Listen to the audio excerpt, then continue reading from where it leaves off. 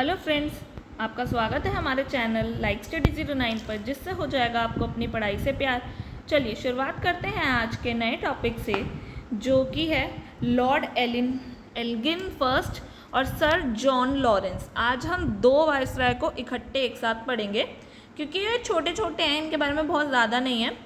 अब जैसे देख लीजिए, जो लॉर्ड एल्गिन हैं 1862 से 63 तक ही रहे हैं, अप्रॉक्सीमेटली 1 साल उन्होंने जो है काम किया है। और अपने इस काम में भी जो है इन्होंने बस इतना किया है कि जो वहाबी आंदोलन था उसका दमन किया। हम ऑलरेडी जो है लोअर कास्ट, ट्राइबल और लेबर पीजेंट मूवमेंट की वीडियो में वहाबी मूवमेंट के बारे में पढ़ चुके हैं, जिसमें हमने ये देखा था जो है 1820 से 1870 तक ये ऑलमोस्ट पंजाब में फैला हुआ था। पर क्या 1862 से 63 पर तो क्या होता है, जो ये मूवमेंट था मोहम्मद बिन अब्दुल वहाबी द्वारा जो किया गया था, वो इस्लाम की शुद्धता के लिए किया गया था और बेसिकली ये अरबिक ओरिजिन का था। और दो मेन टर्म्स पे फोकस करता था। एक दारुल इस्लाम, बेसिकली एक ऐसा एरिया जो इस्लाम धर्म वाला देश है, और एक है दारुल हरब, मतलब एक ऐसा देश जो काफिरों का है। तो बेसिकली जहाँ पर काफिर हैं उनमें जो है वहाँ के रिलीजन में सुधार लाना था, बेसिकली ये पर्पस होता था। तो ये एक मूवमेंट था और इसको जो है उन्होंने सप्रेस किया था। अब एट द एंड क्या होता है, जब इनकी जो है 1863 में पंजाब में ही इसे जो है दमन मतलब बेसिकली इसे रोकते हुए इनकी डेथ हो गई। तो भाई यहाँ उनका काल पीरियड जो भी आप कह लीजिए वो ख़त्म हो गया। उसके बाद जो है सर जॉन लॉरेंस आते हैं, वो 1863 से लेके 69 तक काम करते हैं।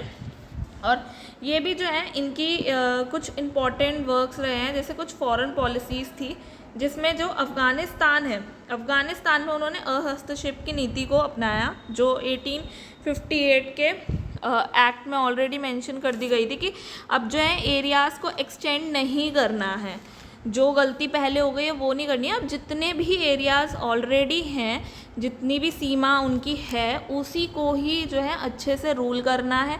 इसी वजह से अब उन्होंने जो है हस्तक्षेप की नीति को अपनाई अफ़गानिस्तान में। उस समय जो वहाँ का तत्कालीन शासक था शेर अली से, तो लॉरेंस ने फ्रेंडशिप कर ली।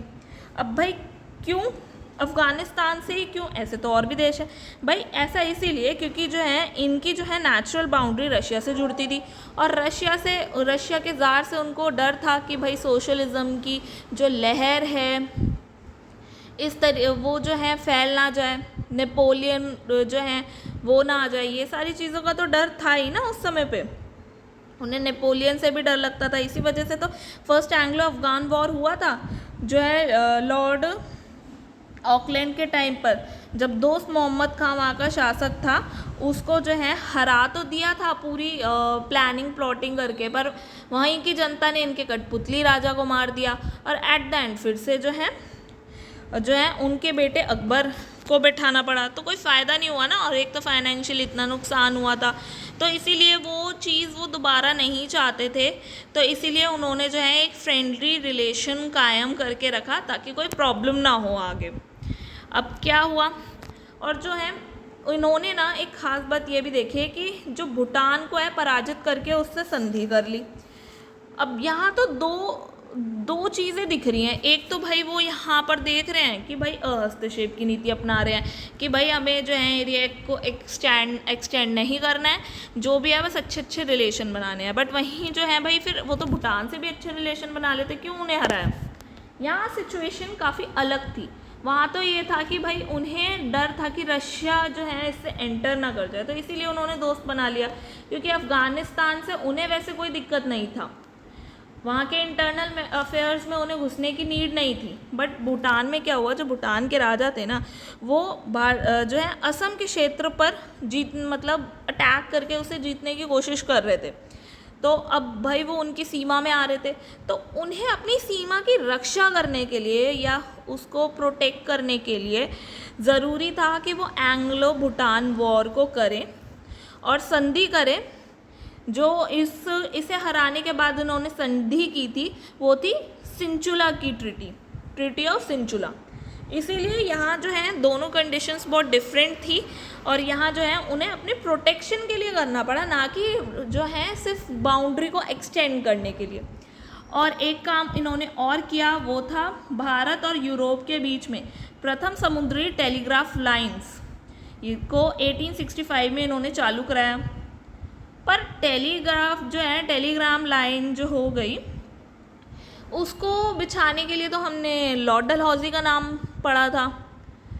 अब यहाँ ये अलग क्यों? ये इसीलिए क्योंकि इन्होंने प्रथम समुद्री टेलीग्राफ जो लाइंस थी या सेवा थी उसको प्रोवाइड कराया भारत से यूरोप में, जहाँ उन्होंने पूरे भारत में फैलाई थी, इसीलिए उनको जो है लॉर्ड डलहौजी का नाम लिया जाता है। बट अगर हम बात करें समुद्री, बेसिकली भारत से पूरा यूरोप तक ले जाना समुद्र के थ्रू, वो जो है सर जॉन लॉरेंस के काल में हुआ है।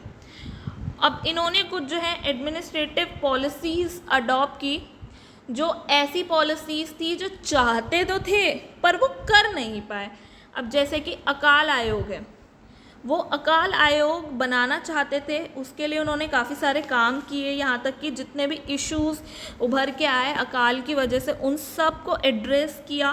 पर ओवरऑल वो अकाल आयोग बना तो नहीं पाए, जो बेसिकली लॉर्ड लिटन के काल में बनता है। बट एक तरह से कहते हैं ना, भूमिका तो वो दे गए थे, काम कर गए थे। अब इसी तरह अगर बात करें भारतीय वन विभाग की, तो इधर भी इन्होंने जो है वनों की रक्षा के लिए काफ़ी काम किया। पर ओवरऑल भारतीय वन विभाग एक स्पेसिफिकली जो इंडियन फॉरेस्ट सर्विस है IFC, वो फॉर्म नहीं की कि भाई वो बोले, क्योंकि वो तो 1966 में होती है। पर इन्होंने काम पूरा जो है प्रॉपर वे में किया कि भाई वनों के लिए जो है पर्टिकुलरली उनके प्रोटेक्शन के लिए, प्रोटेक्शन कह लो या एक तरह से कह लो उनका संरक्षण करने के लिए, ताकि भाई ट्रेड के लिए भी इजी हो, तो उन्होंने ऐसा किया।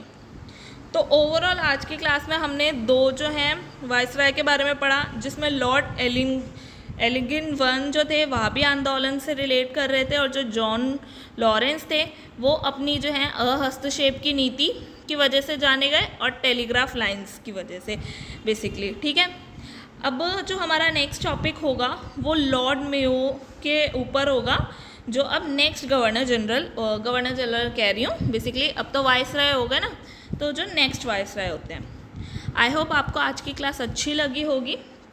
अगर आपको ये वीडियो पसंद आए तो प्लीज़ लाइक, शेयर और सब्सक्राइब करें, और नए अपडेट्स के लिए बेल आइकन ज़रूर दबाएं। कमेंट्स में अपने फीडबैक, डाउट और सजेशन ज़रूर शेयर करें। मिलते हैं नेक्स्ट वीडियो में, तब तक के लिए गुड बाय।